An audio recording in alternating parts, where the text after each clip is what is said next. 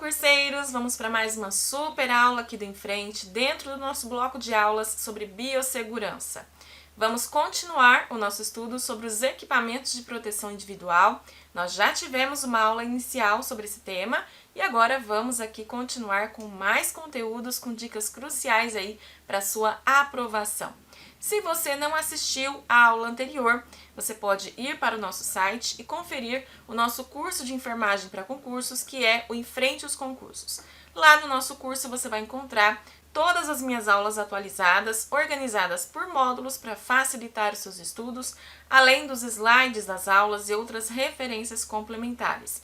Então, se você quer acessar todas as aulas desse módulo, você pode ir para o nosso site. E além disso, lá no nosso site você também já tem à disposição o nosso e-book com estudo completíssimo e atualizado de biossegurança, um material em PDF com a teoria completa e atualizada, além de várias questões para você treinar sobre os temas. Então, acesse o nosso site, conheça os nossos materiais e cursos preparatórios. Enfrenteenfermagem.com.br. O link do site está aqui embaixo na descrição deste vídeo. Acesse enfrenteenfermagem.com.br. Vamos então em frente aqui para o nosso estudo dos equipamentos de proteção individual. Na primeira aula sobre esse tema, eu já defini para vocês claramente a diferença entre um EPI, um EPC, que é o equipamento de proteção coletiva, e também o que são os equipamentos de proteção conjugados. E agora nós vamos entrar mesmo mais a fundo, sobre os EPIs, a gente vai estudar mais detalhes, sobre cada um dos equipamentos e as principais recomendações, tá? Inclusive, ao longo das aulas eu vou trazendo aqui questões, para vocês verem como que isso é cobrado aí pelas bancas, tá? Então, só pra gente relembrar, porque a gente já discutiu bastante, na primeira aula, a escolha do EPI vai depender de vários fatores, Um deles é a própria classe de risco, ou seja, qual é o risco envolvido ali no procedimento, no manuseio aí dos resíduos que a gente está utilizando, e com base nessa classe de risco é que a gente vai determinar qual EPI, que a gente vai utilizar. A gente tem uma classificação dos agentes biológicos de acordo com o risco lá na NR32 e também um pouco sobre isso na RDC 222 de 2018 da Anvisa, que vai falar sobre o gerenciamento dos resíduos de serviço de saúde. A NR32 é uma norma específica para trazer segurança aí para os trabalhadores que atuam nos serviços de saúde, e essa classificação dos agentes biológicos em diferentes classes de risco vai ser de acordo com a sua capacidade de causar doenças e também a gravidade dessas doenças. Então, essa classe de risco vai determinar qual é o nível de proteção necessário em relação ao uso de EPIs. A gente vai ver aqui também essa classificação já, mas um agente biológico de classe de risco 4, por exemplo, ele vai exigir um EPI com maior nível de proteção do que um de classe de risco 1, tá? Então, isso vai também determinar qual é o EPI que a gente vai utilizar. Outro critério, de escolha do EPI é a forma de transmissão da doença, de que maneira aquela doença é transmitida. Isso se refere ao modo como esse agente biológico se propaga, se é por contato direto, se é por gotículas, por aerossóis, se é por vetores, como os insetos. E é importante a gente saber essa forma de transmissão para definir também qual é o EPI mais adequado. Se a gente for utilizar um EPI para prevenir aí uma doença que é transmitida por gotículas, a gente vai utilizar a máscara cirúrgica. Mas se a gente estiver falando de uma doença que é transmitida, por exemplo, por aerossóis, como o caso da tuberculose, a gente já vai ter que utilizar, enquanto profissional de saúde, a máscara N95, tá? Então, essa forma de transmissão do agente infeccioso também vai determinar qual é o EPI que a gente vai utilizar. E aqui também a gente tem o tempo de exposição, determinando também qual equipamento que a gente vai utilizar, que a gente está falando basicamente da duração da exposição do trabalhador ali ao agente biológico, Por quanto tempo você vai ficar exposto àquele agente biológico, e isso também vai influenciar na escolha do EPI. Se eu vou ter uma exposição mais prolongada, isso vai exigir que eu utilize um EPI que tenha mais durabilidade, mais conforto, além de permitir aí rotinas mais frequentes de troca. Então, são critérios que a gente utiliza para determinar qual é o EPI que a gente vai utilizar. Como eu falei para vocês, o primeiro critério aqui principal é a classe de risco dos agentes biológicos. Então vamos ver aqui rapidinho essa classe de risco de acordo com a RDC número 222 de 2018. A gente também encontra essa classe de risco na NR32, como eu falei para vocês, lá no anexo 1, no anexo 2, mas eu trouxe aqui a referência da RDC, que traz uma linguagem um pouco mais assim elaborada, né? Mas só muda a linguagem, tá? Porque o contexto é o mesmo, ok, pessoal? Então, de acordo com a RDC número 222 de 2018, a gente tem a classe de risco 1, que vai ser o baixo risco individual e para a comunidade. Então aqui a gente vai ter os agentes biológicos conhecidos por não causarem doenças no homem ou nos animais adultos sadios, né? Então aqui são agentes que em condições normais não causam doenças, né, em seres humanos ou animais saudáveis. A gente vai ter aqui as bactérias não patogênicas que são comumente encontradas no ambiente, né? Então tem risco aqui significativo de doenças ou infecções. Na classe de risco 2, a gente já tem moderado risco individual e limitado risco para a comunidade. Então aqui a gente vai ter os agentes biológicos que provocam infecções no homem ou nos animais, cujo potencial de propagação na comunidade e de disseminação no meio ambiente é limitado e para os quais existem medidas terapêuticas e profiláticas eficazes. Então, na classe de risco 2, a gente já viu que é moderado risco. Então, aqui a gente vai ter os agentes que podem causar, sim, doenças, mas geralmente eles têm um tratamento eficaz e são fácil da gente conter, né? Então, a gente vai ter aqui, por exemplo, bactérias causadoras de infecções comuns, como a salmonela. São micro-organismos que a gente consegue aí estabelecer medidas profiláticas, terapêuticas para evitar aí maiores complicações. Nós temos também, então, a classe de risco 3, onde nós vamos ter um alto risco para o indivíduo e um moderado risco para a comunidade. Aqui nós vamos ter a inclusão dos agentes biológicos que têm já uma capacidade de transmissão por via respiratória e que causam patologias humanas ou animais, potencialmente letais, para as quais existem usualmente medidas de tratamento ou de prevenção, representam risco se forem disseminados na comunidade e no meio ambiente, podendo se propagar de pessoa para pessoa. Então, na classe de risco 3, a gente está falando de alto risco. Então, aqui são agentes que causam doenças graves e podem ser transmitidos pelo ar, né, representando um risco maior para a comunidade. Aqui a gente vai ter, por exemplo, o próprio vírus da Covid-19, né, o SARS-CoV-2, a gente tem o vírus do HIV, então a gente já tem um risco maior para o indivíduo e moderado para a comunidade. Na classe de risco 4, a gente já tem a categoria mais perigosa, né, porque a gente tem risco elevado tanto para o indivíduo quanto para a comunidade. Então aqui a gente tem uma classificação do Ministério da Saúde que vai incluir agentes biológicos que representam grande ameaça para o ser humano e para os animais, implicando grande risco a quem está manipulando, né, esses agentes, com grande poder de transmissibilidade de um indivíduo para outro, não existindo medidas preventivas e de tratamento para esses agentes. Então aqui na classe de risco 4, a gente está falando de muito alto risco, né? Então são agentes altamente perigosos, com alta taxa de mortalidade e para os quais a gente não tem tratamento ou vacina, por exemplo, eficaz. Aqui entra, né, o vírus do Ebola, Marburg. Então essa classificação, pessoal, ela é bastante importante porque ela vai determinar qual é o grau de proteção, né, que eu preciso ter para manipular esses agentes biológicos, tá? Por isso ela entra aí como um dos critérios de definição do EPI, né, da escolha do EPI que a gente vai utilizar. E aí, só para a gente resgatar, as principais funções de um equipamento de proteção individual é reduzir a exposição humana aos agentes infecciosos, né? Então vai proteger o profissional contra as doenças, né? Então os EPIs, como máscaras, luvas, aventais, criam essa barreira física entre o profissional de saúde e os agentes infecciosos, como os vírus, bactérias, fungos, e isso vai reduzir o risco de contaminação, tá? Então quando a gente usa, por exemplo, uma luva, né, para examinar um paciente com uma ferida aberta, isso vai diminuir as chances de entrar em contato com o sangue do paciente e de contrair alguma infecção, né? Então reduz a exposição humana aqui a esse agente infeccioso, tá? Redução de riscos e danos ao corpo provocados por agentes físicos ou mecânicos. Quando a gente está desenvolvendo as atividades, né, a gente está sofrendo uma série de riscos de impactos, né, quedas de objetos, qualquer outro tipo de risco físico que possa estar relacionado ali com a atividade que a gente está desempenhando. E aqui a gente vai ter também essa proteção contra os impactos, quando a gente usa um óculos de proteção ou até mesmo botas de segurança, né, dependendo do contexto, são exemplos de EPIs que a gente utiliza para proteger o corpo contra esses impactos, né, contra agentes físicos ou mecânicos. Redução da exposição a produtos químicos tóxicos. Então a gente vai ter aqui uma proteção contra as substâncias químicas. Para isso a gente vai ter as luvas, que são resistentes a produtos químicos, máscaras respiratórias, os próprios macacões, né, dependendo do contexto, que vai proteger o corpo contra esse contato, né, com substâncias tóxicas. Isso vai evitar irritações, queimaduras e até mesmo intoxicações. Redução da contaminação de ambientes também é uma função do EPI. A gente vai conseguir proteger o ambiente da disseminação de agentes infecciosos. Então, o uso de EPI vai evitar a contaminação de ambientes hospitalares, de laboratórios e de qualquer outro local onde há manipulação de materiais biológicos, ok, pessoal? Então, aqui, em relação aos EPIs, a gente tem basicamente 3 categorias, tá, de EPIs que a gente vai encontrar.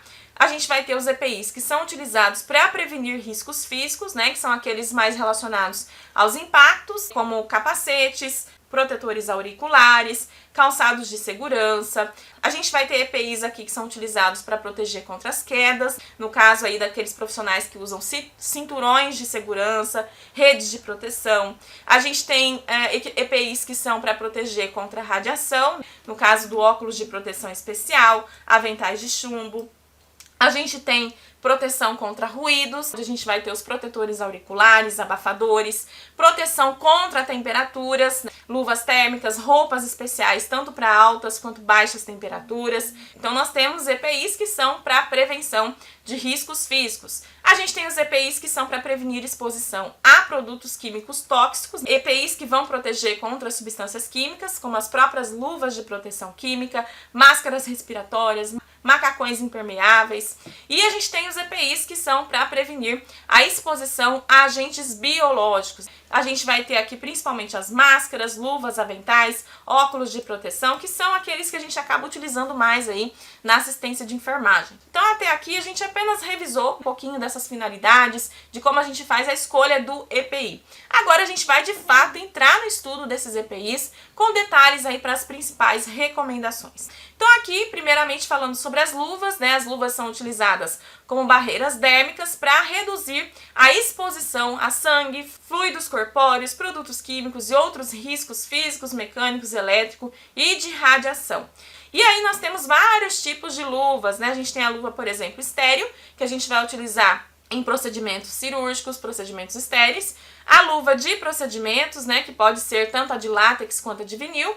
Na RDC número 15 de 2012, a gente vai ter também uma luva específica, tá, de proteção térmica impermeável, que é utilizada para fazer a descarga de secadoras e termodesinfetadoras e carga e descarga de autoclaves. Essa luva de proteção térmica impermeável é obrigatória para os profissionais que trabalham, né, realizando essas funções dentro de um centro de material e esterilização. E a gente tem as luvas de borracha, né, que são aquelas de cano longo, que também é uma possibilidade aqui dentro dessa RDC 15 de 2012, principalmente para o profissional que trabalha na sala de limpeza. Então, para a gente reforçar ainda mais, vamos ver aqui algumas imagens, né, sobre os tipos de luvas que a gente mais encontra aí. E para isso eu trouxe como referência um manual do SESMAC, né, que é um centro universitário, é um manual de biossegurança bastante interessante, tá? Eu apenas adaptei as imagens para melhorar aí a visualização de vocês. Então a gente tem as luvas de látex, que são utilizadas para contato com membranas mucosas, lesões e em procedimentos que não requeiram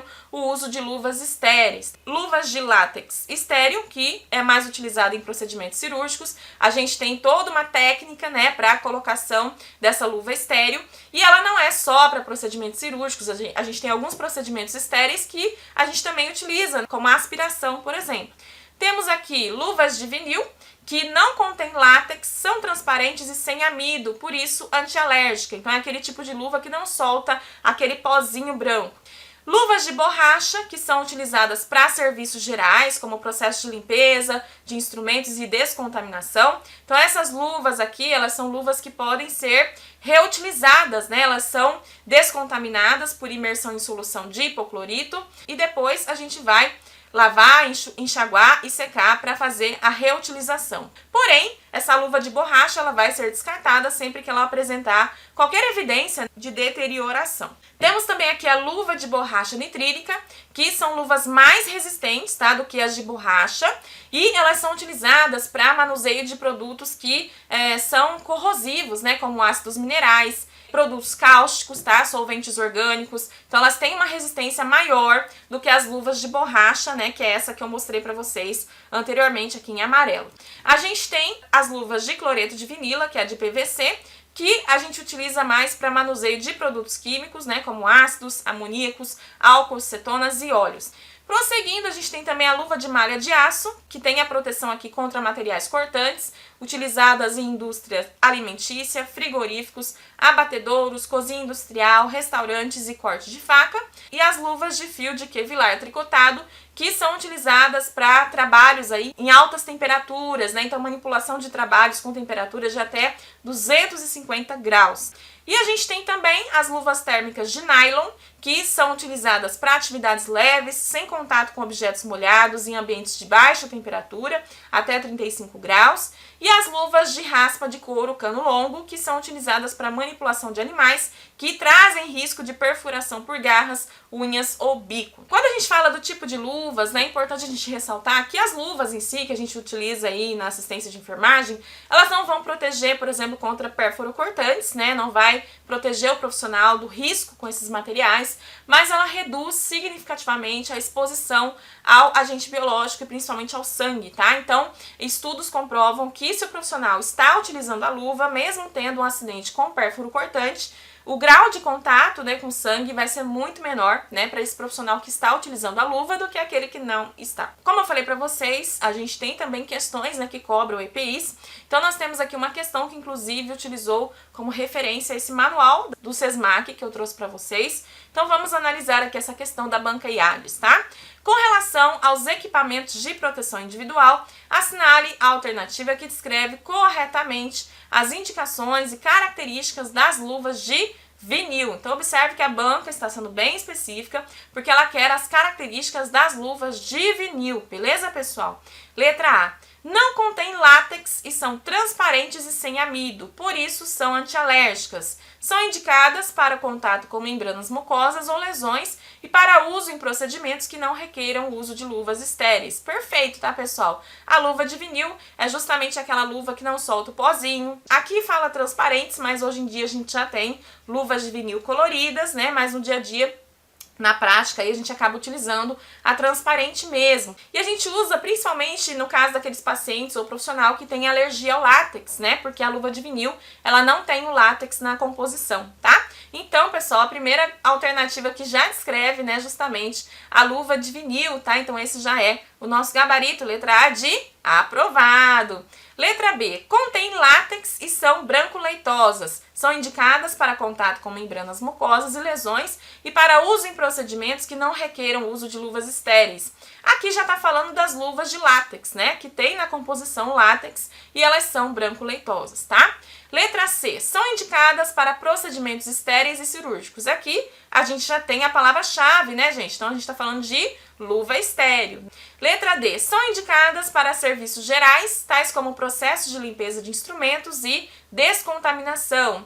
Aqui a gente já está falando das luvas de borracha, né, que a gente usa em serviços gerais, beleza, pessoal? E letra E. São mais resistentes que as luvas de borracha. Devem ser utilizadas para o manuseio de ácidos minerais, produtos cáusticos e solventes orgânicos. Tolueno, benzeno e hexano. Aqui a gente já tá falando da luva nitrílica, né? Que ela é mais resistente que a luva de borracha, tá, pessoal? Então observe que a banca utilizou até mesmo as palavras iguaizinhas à da referência que eu trouxe para vocês, né? Então a banca utilizou justamente esse manual que eu trouxe para vocês como referência aqui para essa questão.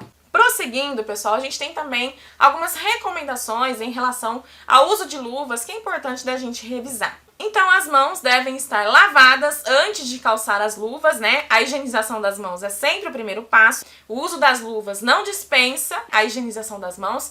As luvas devem ficar ajustadas às mãos do profissional. E para isso, gente, a gente tem os tamanhos, né? Luva P, M, G. E o profissional deve escolher aquela que fica ajustada ali à sua mão, que não fique nem muito apertada para não rasgar, né, durante o procedimento, e nem muito larga de modo que fique saindo, né, durante o procedimento.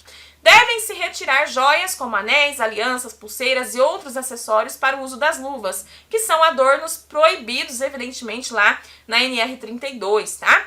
Após o calçamento das luvas, não tocar em nenhuma superfície ou objeto fora do campo cirúrgico ou do procedimento clínico.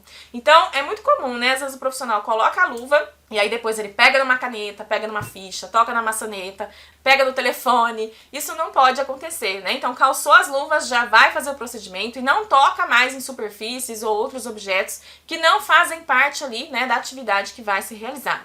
Sempre verificar a integridade física das luvas antes de calçá-las, né? Se você observa que o material já está danificado, você não vai calçar essa luva. Não lavar ou desinfetar luvas de procedimento ou cirúrgicas para reutilização, simplesmente porque a gente não reutiliza. O processo de lavagem pode ocasionar dilatação dos poros e aumentar a permeabilidade da luva. Além disso, agentes desinfetantes podem causar deterioração, né? Então a gente não vai reutilizar esses tipos de luvas, tá? Luvas de procedimento ou cirúrgicas. As luvas não devem ser utilizadas fora do local de trabalho, né? Então, a gente vai utilizar sempre onde a gente está atuando, a não ser para o transporte de materiais biológicos, químicos, estéreis ou de resíduos que requerem essa proteção. Nunca tocar objetos de uso comum ou que estão fora do campo de trabalho, que é basicamente o que eu já falei para vocês, né? Não tocar na caneta, na ficha do usuário, na maçaneta, depois que você calçou a luva. Temos aqui sobre o gorro também, né, o uso de gorros e toucas descartáveis traz aí uma barreira efetiva para o profissional contra gotículas ou aerossóis, ou também contra quedas, né, de fios de cabelo que podem cair ali na superfície de trabalho, né? Então o gorro é a medida de proteção tanto para o profissional quanto para o paciente, porque vai evitar a contaminação dos cabelos por aerossóis, micropartículas constituídas por micro-organismos, matéria orgânica e fragmentos expelidos pela boca. Aqui também temos algumas recomendações em relação ao uso do gorro, né? Então, o primeiro passo, prender o cabelo. A gente já coloca o gorro com o cabelo preso, cobrir todo o cabelo com o gorro, justamente para evitar a queda do cabelo, né, na superfície. Deixar as orelhas protegidas pelo gorro também. Evitar brincos, né? A gente já sabe que adornos aí a gente não pode utilizar no serviço de saúde pela NR32. E ao retirar o gorro, puxe-o pela parte superior central e descarte-o no recipiente de resíduos. Então o gorro a gente tira por cima, tá? Pela parte superior central, ok, pessoal? E observar sempre a necessidade de trocar o gorro de um paciente para o outro. Jaleco e avental. O jaleco deve ser utilizado sempre durante todo o procedimento, né? Independente de ser um procedimento ambulatorial ou cirúrgico. Deve ter mangas longas, gola alta, comprimento abaixo dos joelhos e punhos sanfonados para melhor adaptação às luvas. Os punhos sanfonados são uma característica à parte, mas a gente tem principalmente profissionais dentistas, profissionais que trabalham em laboratórios, né? Que acabam utilizando mais esse jaleco com o punho sanfonado, tá? A troca deve estar de acordo com o número de atendimentos de pacientes, sujidade ou respingos. E após o expediente, deixar o jaleco em cabide exclusivo para essa finalidade.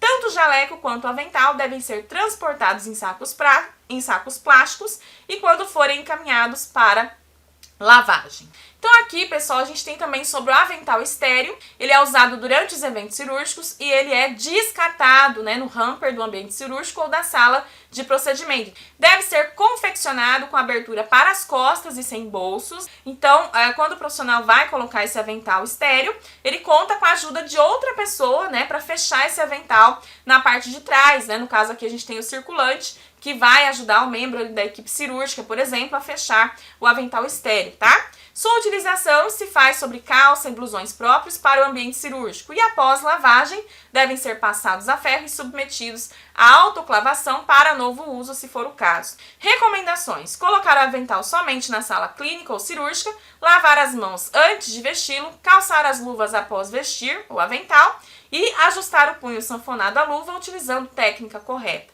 Aqui a gente tem alguns tipos de jalecos, né, que veio daquele manual do Centro Universitário que eu falei para vocês. Aqui a gente tem, por exemplo, o jaleco de algodão ou material sintético, que é um protetor da roupa e da pele que deve ser utilizado exclusivamente no ambiente de trabalho para prevenir a contaminação por exposição a agentes biológicos e químicos. O jaleco deve ter colarinho alto e mangas longas, podendo ser de algodão ou de material sintético. Deve ser transportado em sacos impermeáveis e lavado separadamente das roupas de uso pessoal. E a gente tem o jaleco de TNT, que é um jaleco que vai oferecer proteção ao usuário, criando uma barreira contra a contaminação cruzada, poluição do ambiente e fluidos corpóreos, além de higienização em locais que necessitam de cuidados especiais, porém é um jaleco que é descartável, né, depois que a gente utiliza, tá? Em relação às máscaras, a gente tem alguns fatores que vai definir a seleção do equipamento de proteção respiratória. Então a gente vai ter aqui o uso de máscara sendo obrigatório durante os procedimentos, protegendo as vias aéreas superiores, tanto do profissional quanto do paciente, né? Então a máscara ela vai criar uma barreira física entre as vias aéreas do profissional e do paciente, impedindo, né, essa troca de gotículas, de aerossóis, né, que podem conter vírus, bactérias e outros micro-organismos. A gente também vai ter aqui a própria prevenção de transmissão de doenças. Então, quando o profissional utiliza a máscara, ele reduz significativamente o risco de transmitir doenças para o paciente e vice-versa, né? Ele também reduz o risco de contrair alguma doença vinda aí, né, sendo transmitida do paciente, tá? E ao selecionar uma máscara, o cirurgião dentista deve atentar para a sua capacidade de filtração dos aerossóis gerados durante os procedimentos fala, espirro ou tosse e disseminados no ambiente. Então aqui a gente tem uma parte, né, que aponta para a importância da capacidade de filtração da máscara, né? Se for no caso de aerossóis, né, a gente está falando de partículas minúsculas que carregam vírus, bactérias, né, e são facilmente dispersas no ar durante procedimentos, fala, espirro ou tosse.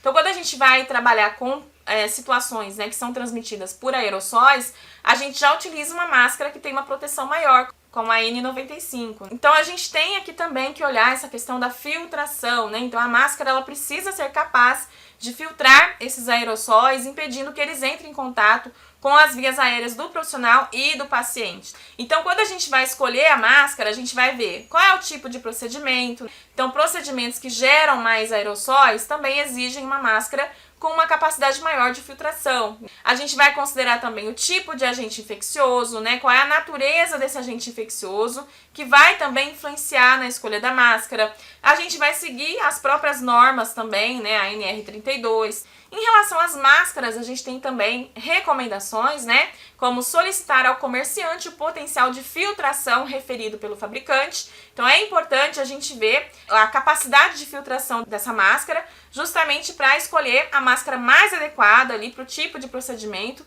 garantindo a proteção necessária.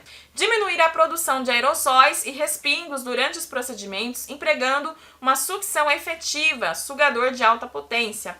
Então, ao reduzir a quantidade, né, de partículas no ar, a gente também vai diminuir o risco de contaminação. Não puxar a máscara para o pescoço após o procedimento. A gente às vezes faz muito isso, né? A gente tá com a máscara, pega e puxa ela pro pescoço, assim, né? A gente faz muito isso na prática. Mas na teoria, né, dentro do que é ideal, a gente não deve fazer isso, tá, pessoal? Porque essa prática pode contaminar a parte externa da máscara, né, que é uma parte que também deve permanecer limpa para garantir a proteção. Não reutilizar máscaras descartáveis, né? Então as máscaras descartáveis, elas têm um tempo de uso limitado, né? E a sua reutilização vai comprometer principalmente a eficácia da filtração. Observar o tempo de uso das máscaras, no máximo de 1 hora. Por quê? Porque a umidade, a saturação com partículas acaba reduzindo a capacidade de filtração dessa máscara, né? Então a gente vai trocar aí depois desse período, tá?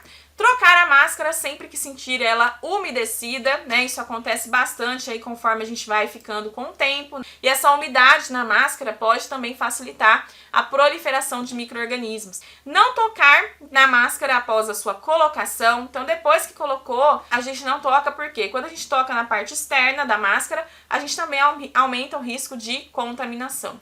Trocar a máscara sempre que espirrar ou tossir. Pedir ajuda se estiver usando luvas, né? Porque aí você tá com a luva, você não pode tocar na máscara. Então, espirrar ou tossir na máscara também vai contaminar, né, e vai comprometer a sua função protetora. Não permanecer com a máscara após o uso pendurada no pescoço. Gente, isso também é bastante comum, né, infelizmente a gente vê muito isso, mas a máscara ela deve ser descartada depois do uso para evitar a contaminação de outras superfícies e descartá-la após o uso em recipiente. Então, um descarte adequado também, né, vai evitar a disseminação de micro-organismos no ambiente. Prosseguindo, aqui a gente tem algumas características do que seria uma máscara ideal. A máscara precisa, obviamente, ser confortável, permitir ali o uso prolongado sem trazer desconforto, fadiga facial, né? Isso vai também ajudar na adesão do profissional a usar o EPI, né? Se for algo que está sendo desconfortável, ele não vai querer utilizar. Ter boa adaptação aos contornos faciais, então a máscara ela deve se ajustar perfeitamente ao rosto, criando essa barreira aí contra a entrada de partículas, garantindo uma vedação adequada. Não ter odor, então os odores desagradáveis também vão trazer irritação, desconforto, né, para o profissional. Isso vai dificultar essa aceitação, né, do uso de máscara. Ter boa capacidade de filtração, né, apresentar 2 camadas e um filtro intermediário. Essa função, né, de filtração, a gente já viu que é extremamente importante, né? Então a máscara ela precisa ser capaz de filtrar partículas como vírus, bactérias. Essa boa filtração é o que vai trazer a proteção. Não tocar lábios e narinas, né? Então o contato da máscara com a boca ou nariz também vai contaminar, vai reduzir sua eficácia. Permitir respiração normal, então a máscara não deve dificultar a respiração do profissional, né? A gente precisa ter o conforto e evitar aquela sensação de sufocamento. Não irritar a pele, materiais irritantes podem causar alergias, dermatites, né? Comprometendo o uso dessa máscara também. E a máscara não deve embaçar o protetor ocular. Em situações em que a gente utiliza um protetor ocular, a máscara não deve embaçar as lentes, né? Isso vai garantir também uma visão clara aí para o profissional. Então aqui eu também trouxe para vocês algumas imagens, né, de máscaras que a gente tem naquele mesmo manual do Centro Universitário. As máscaras de TNT, tecido não tecido, que são as máscaras cirúrgicas, são compostas por grânulos de resina de polipropileno unidos por processo térmico. É um material inerte que funciona como barreira contra a passagem de micro-organismos, a eficácia de retenção bacteriana de 99,8% e devem ser descartadas após o uso, né? Então essa máscara cirúrgica, ela é indicada para proteção de gotículas, tá? Mas como eu falei para vocês, ela não é indicada para aerossóis, tá? No caso de aerossóis, a gente vai utilizar a máscara N95 ou qualquer outra superior pela capacidade de filtração. A máscara N95, que eu acabei de falar para você, que a gente usa principalmente no caso de aerossóis, né? Então ela vai proteger as vias respiratórias em ambientes hospitalares com presença de aerodispersores e prevenção de disseminação de alguns agentes de transmissão por via respiratória. Então, no caso de transmissão pelo Mycobacterium tuberculosis, né, no caso da tuberculose, a gente vai usar a máscara N95, o vírus do sarampo, o vírus da H1N1, a gripe tipo A. Então, a gente tem aqui uma necessidade, né, de uma proteção maior, tá? Por isso, a gente usa a máscara N95. A gente tem as máscaras para inalação, que são máscaras de inalação em polipropileno, e após a utilização elas podem ser lavadas com água e sabão e ácido peracético a 1% em imersão em 15 minutos, enxaguar e secar, né? A gente faz a desinfecção da máscara aí para reutilização nos processos de nebulização, né? De administração de medicamentos por inalação. Temos uma questão aqui da banca Comperv que fala o seguinte: acidentes no trabalho podem ser evitados pelo uso adequado de medidas de segurança.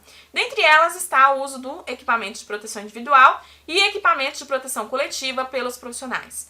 O equipamento de proteção respiratória necessário ao profissional de saúde, indicado para a prevenção de tuberculose, é... Bom, pessoal, a gente tem aqui as opções, né? Máscara cirúrgica, máscara N95, protetor facial de acrílico, máscara com filtro químico e gorro cirúrgico impermeável. A gente já falou, né, que quando se trata de prevenção de tuberculose, que é uma doença transmitida aí por aerossóis, né, que são expelidos no ar, a gente vai utilizar a máscara N95, tá, pessoal? Então, gabarito aqui, ó, letra B de bora estudar, né? E mais uma questãozinha aqui. do CESP. É fundamental a conscientização do trabalhador para o uso do EPI, assim como do empregador para disponibilizá-lo.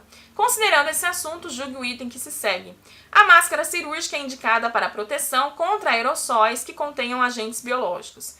Aqui a gente já viu que está errado, né, pessoal? A máscara cirúrgica, ela é utilizada para proteger contra as gotículas, né? No caso de aerossóis, a gente vai utilizar a máscara N95 ou uma superior, né? Porque a gente precisa de uma capacidade de filtração maior aí das partículas, tá? Então, item totalmente errado, tá bom, pessoal?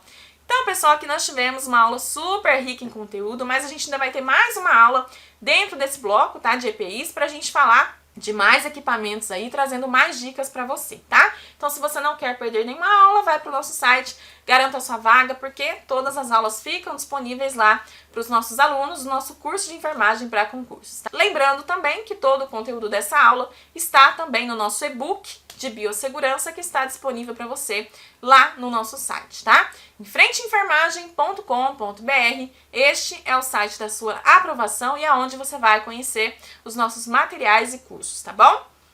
Um beijo e até a nossa próxima videoaula.